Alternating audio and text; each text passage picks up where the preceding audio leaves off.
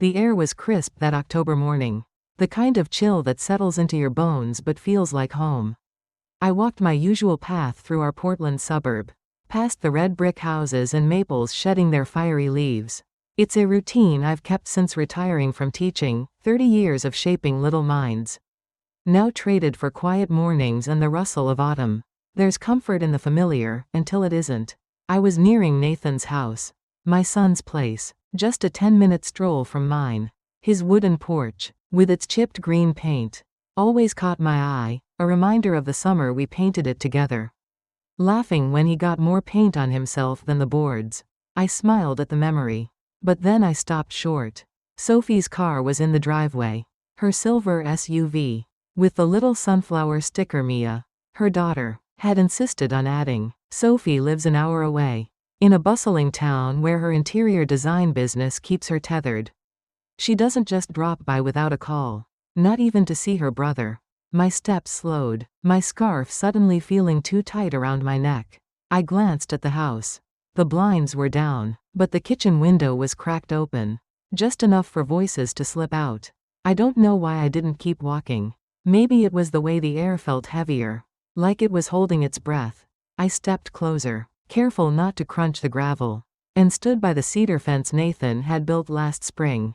The voices were low, deliberate. Lauren's voice, my daughter-in-law, always polished, always precise, cut through the morning quiet. Once she signs, we can move the accounts.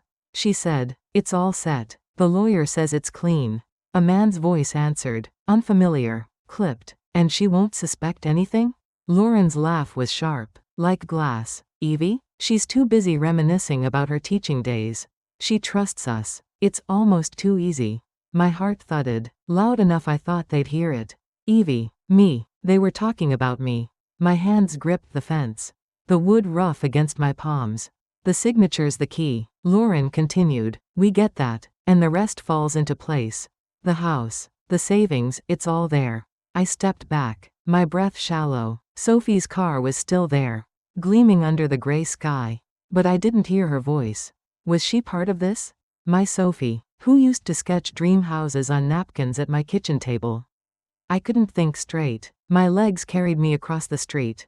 Away from Nathan's house. Away from the words that felt like a betrayal I wasn't ready to name.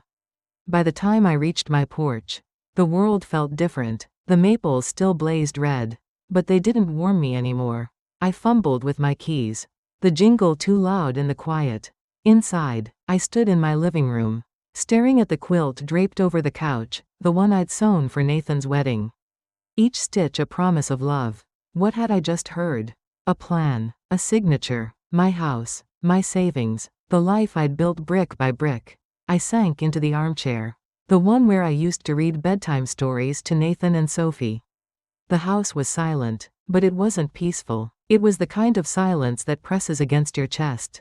Heavy with questions you don't want to ask. I didn't know what Lauren was planning. Or if Nathan was in on it. I didn't know why Sophie's car was there. Or if she was part of the conversation I wasn't meant to hear. But I knew this. I'd spent my life building a home for my children. A place where they could always feel safe. And now, standing in my own living room, I wasn't sure if that home was still mine. I stood in my kitchen. The kettle whistling, but I didn't move to turn it off. The steam curled into the air, fading like the certainty I'd carried just an hour ago. My hands trembled as I set my scarf on the counter. The soft wool catching on a callus I'd earned from years of grading papers in red ink. I'd built this life, every corner of it, for Nathan and Sophie. But now, Lauren's words echoed in my head. Sharp and cold. The signature's the key. The house. The savings. I sank into a chair at the dining table. The one where we used to do homework. Where Sophie would sketch houses with crayons and Nathan would build towers out of Legos. The wood still had a faint scratch from when Nathan, at 10, carved his initials with a butter knife. Thinking I wouldn't notice, I'd laughed then, called it character. Now, that scratch felt like a scar. My mind drifted back, unbidden, to the years I'd poured into my kids. Teaching third graders all day. Then coming home to cook dinner, help with math, or drive Sophie to art classes.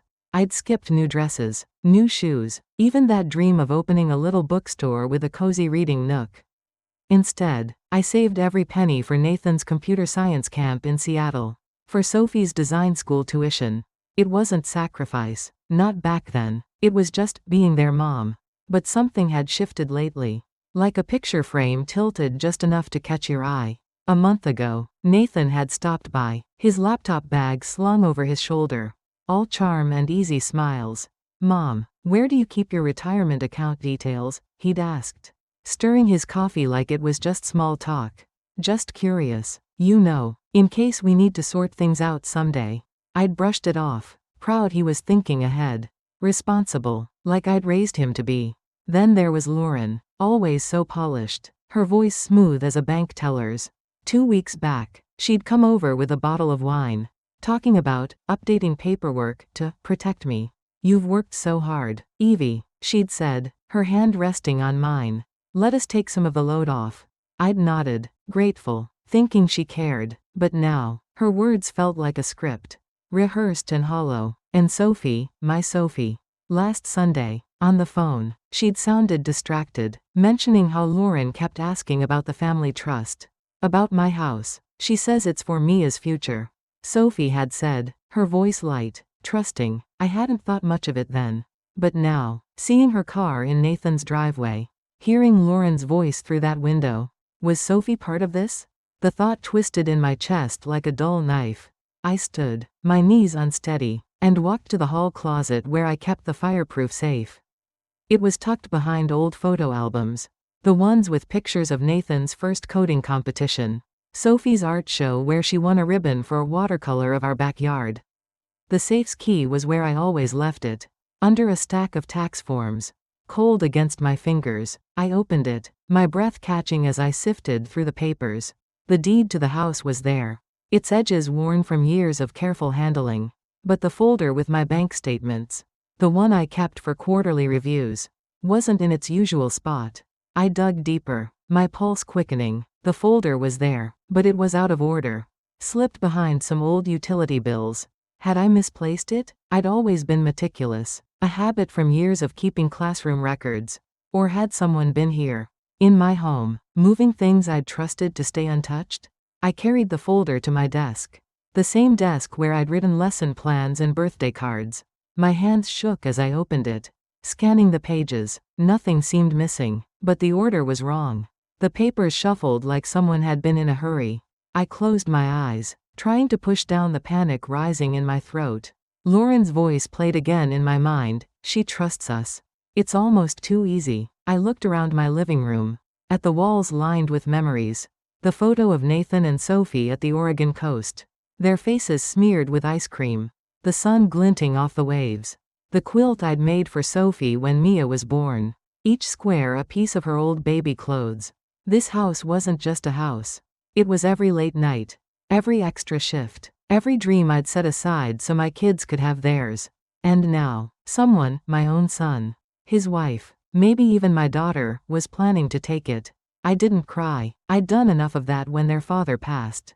When I learned to carry grief quietly so they wouldn't see me break. Instead, I stood and walked to the window, staring out at the maple tree in my front yard. Its leaves were falling, one by one, catching the wind before they hit the ground. I didn't know what was happening yet. Not fully, but I knew this. I'd built this life for my children. For their futures, and I wasn't going to let it slip away without a fight. The morning after that walk, I woke with a heaviness I couldn't shake. The house was too quiet. The kind of quiet that makes you hear your own heartbeat. I sat at my kitchen table, a mug of chamomile tea growing cold in my hands. Lauren's words kept circling in my head, sharp and relentless. "The signature's the key. It's almost too easy." I didn't want to believe it. Didn't want to think my own son, Nathan, could be part of something that felt so wrong. And Sophie, her car in the driveway. Her silence in that conversation. Where did she fit? I couldn't just sit there, letting the questions fester. I'd spent 30 years teaching kids to face problems head on, to find answers even when they were hard to come by. So I stood, straightened my sweater, and walked to my study. The old oak desk, scratched from years of grading papers, felt like an anchor. I opened my laptop and logged into my bank account, something I hadn't done in weeks. I wasn't one to fuss over numbers, my pension and savings were modest but steady. Enough to keep this house and leave something for Mia someday. The screen loaded, and my breath caught. 3 transactions, all small, under $300 each, had gone out over the past month. The descriptions were vague: consulting services, administrative fees, estate planning. They went to an account I didn't recognize. My fingers hovered over the keyboard, cold and unsteady. I'd never authorized these. I printed the statements, the paper trembling as it slid from the printer. I needed someone I could trust. Someone who knew numbers better than I did. George Carter came to mind, an old friend from my teaching days. A retired accountant who'd helped me sort out my taxes when my husband passed. He lived a few blocks away, in a tidy bungalow with a rose garden he fussed over like a second career. I called him, my voice steadier than I felt. "George, can you look at something for me?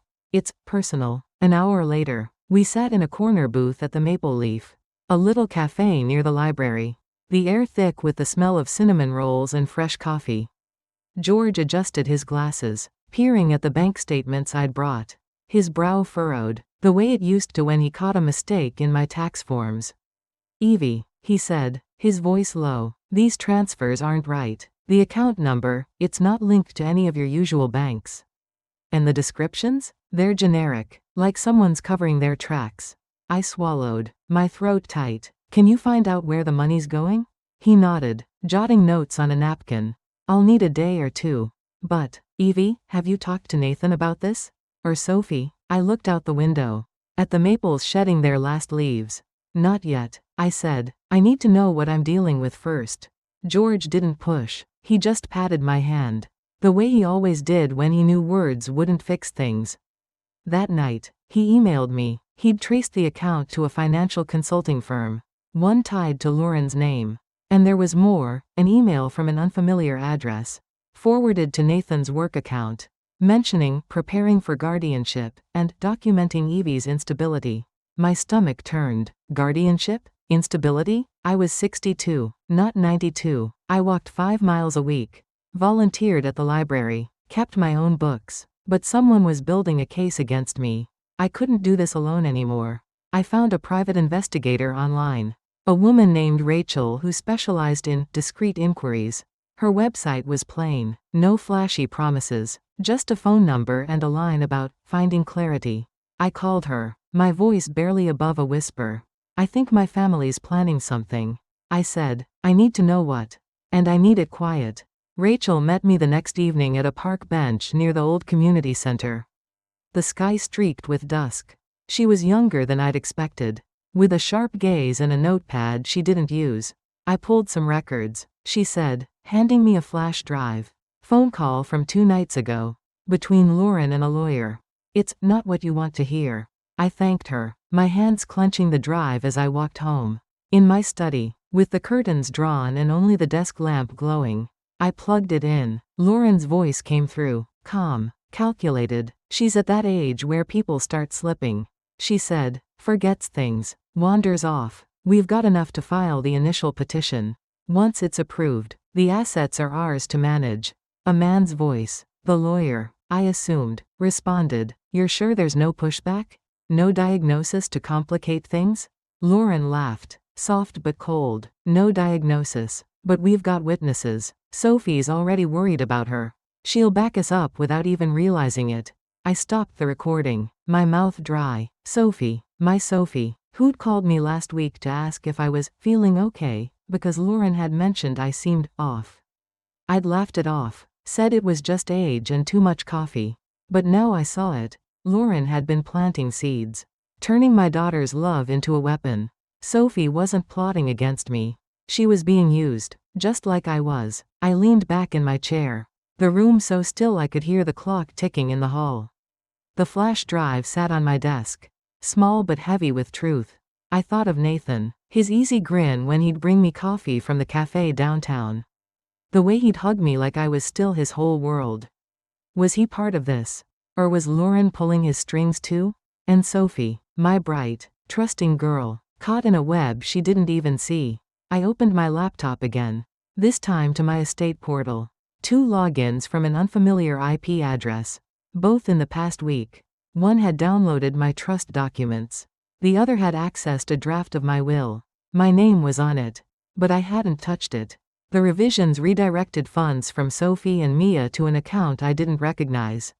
My heart pounded, but I didn't cry. I'd learned long ago that tears don't solve problems, they just blur the page.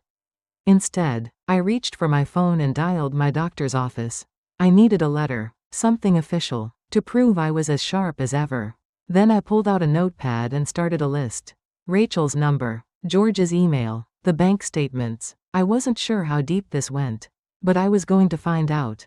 I'd built this life for my children. Poured my heart into every choice. Every sacrifice. And now, I'd protect it, for me. For Sophie. For Mia. The envelope arrived on a Tuesday. Slipped between a utility bill and a flyer for a local book fair.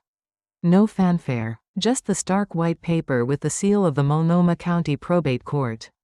My name, Evelyn Harper, was printed in bold, formal letters that seemed to carry more weight than the envelope itself.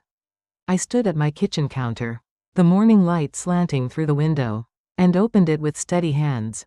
Inside was a petition from Nathan Harper and Lauren Harper, requesting legal guardianship over my financial and medical decisions.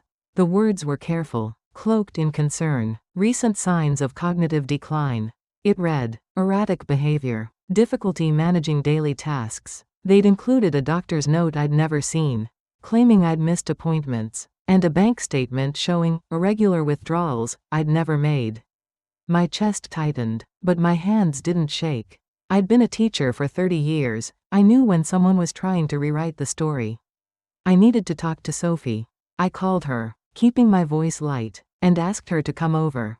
She arrived that afternoon, her hair pulled back, a smudge of paint on her wrist from a design project. Mia trailed behind, clutching a stuffed bunny, her eyes bright as she ran to hug me. Grandma Evie, she chirped. And for a moment, the world felt right again. In the kitchen, I set out milk and cookies for Mia, who sat at the table, coloring a picture of a house with a big red chimney. Sophie leaned against the counter, her smile tired but warm. What's up, Mom? You sounded serious. I handed her a glass of iced tea, choosing my words carefully. Sophie, has Lauren ever talked to you about me? About how I'm doing? Her brow furrowed. Sure, a little. She said you seemed forgetful lately. Maybe overwhelmed. She's worried. Mom, we all are. My heart sank, but I kept my face calm. Worried enough to think I can't handle my own life? Sophie's eyes widened. What? No, it's not like that. She just said we should keep an eye on you. For Mia's sake. For the future. I took a deep breath and told her everything, the conversation I'd overheard. The bank transfers. The recording from Rachel. Sophie's face paled, her fingers tightening around her glass. Mom, I had no idea, she whispered. Lauren said it was about protecting you. She asked me about your routines. Your memory. I thought I was helping. I reached for her hand, feeling its tremble. You didn't know, I said softly. That's how she wanted it. Sophie's eyes filled with tears. But she nodded, her jaw tight. What do? We talked to them, I said. Together. I chose the place carefully, my dining room. Neutral ground, where memories of family dinners might remind us all who we were. Nathan arrived first, wearing the navy jacket I'd given him for his birthday. The one he only wore when he wanted to seem dependable. Lauren followed, her smile as polished as ever. Her eyes scanning the room like she was cataloging it. They sat across from me. Sophie beside me, her hands clasped tightly in her lap. We've been worried about you. Mom, Nathan began, his voice smooth, practiced. You've seemed off. We just want to make sure you're okay. Lauren nodded, her expression all warmth and concern. There's no judgment, Evie. We just want to help. Take some of the stress off. Manage your bills, maybe, or look over the estate papers. I let their words hang in the air, heavy as the silence that followed. Sophie shifted beside me, her breath uneven. I stirred my tea, the spoon clinking softly against the cup, and looked at them both. You've been busy, I said, my voice calm, almost gentle, moving money, drafting petitions, talking to lawyers. Nathan's smile faltered, Lauren's eyes narrowed, just for a moment. What are you talking about? She asked, her tone still sweet. I heard you, I said, meeting her gaze. At Nathan's house. Through the window. And I've got the recording, your voice. Lauren. Explaining how to make me look unfit. How to take what's mine. The room went still. Nathan opened his mouth. Then closed it. His hands fidgeting with his jacket zipper. Lauren's smile vanished. Evie, you're misunderstanding. I'm not. I interrupted. My voice steady. And neither is Sophie. She knows now. She knows you used her. Fed her lies about me to build your case. Sophie's voice broke in. Small but fierce. How could you? Lauren? I trusted you. Lauren's face hardened. But before she could speak, I slid a folder across the table. Bank statements. Rachel's flash drive. A log of unauthorized logins to my estate portal. I'm sure you understand, I said, echoing Lauren's own calculated tone. When someone feels vulnerable, they protect themselves in ways you don't expect. Nathan stared at the folder. His face pale. Mom, I didn't. I thought we were helping. I wanted to believe him. But I couldn't, not yet. I stood, my chair scraping softly against the floor. We'll finish this in court, I said, and walked them to the door. The courtroom was stark, all polished wood and cold light. Nathan and Lauren sat at the petitioner's table, dressed like they were attending a charity gala. Lauren spoke first, her voice dripping with concern, painting me as confused, frail, a woman crumbling under the weight of her years. Nathan stayed quiet, his eyes fixed on the table, avoiding mine. When it was my turn, I handed the judge a file, time-stamped bank alerts, the recording of Lauren's call, a notarized letter from my doctor confirming my mental clarity, and the digital log of the forged will redirecting my assets. I didn't raise my voice. Didn't need to. The evidence spoke for itself. Lauren tried to explain, her words sharp now, insistent. It was a precaution, a misunderstanding. We only wanted to protect her. But the judge wasn't swayed. Then came the twist I hadn't expected. Lauren, cornered, turned to Nathan, her voice breaking. You knew, she said. You agreed we needed to act fast. For the family. Nathan's head snapped up, his eyes wide. I didn't know you were forging documents. Lauren, you said it was just planning. The room seemed to hold its breath. Sophie gripped my hand under the table, her fingers cold. The judge's gavel came down. Swift and final. The petition was dismissed. No basis, no cause. A warning was issued about future filings. I stood, gathered my papers, and walked out, Sophie beside me, her arm brushing mine. Outside, the Portland wind whipped through the trees, scattering leaves across the courthouse steps. I didn't look back at Nathan or Lauren. My heels clicked against the pavement.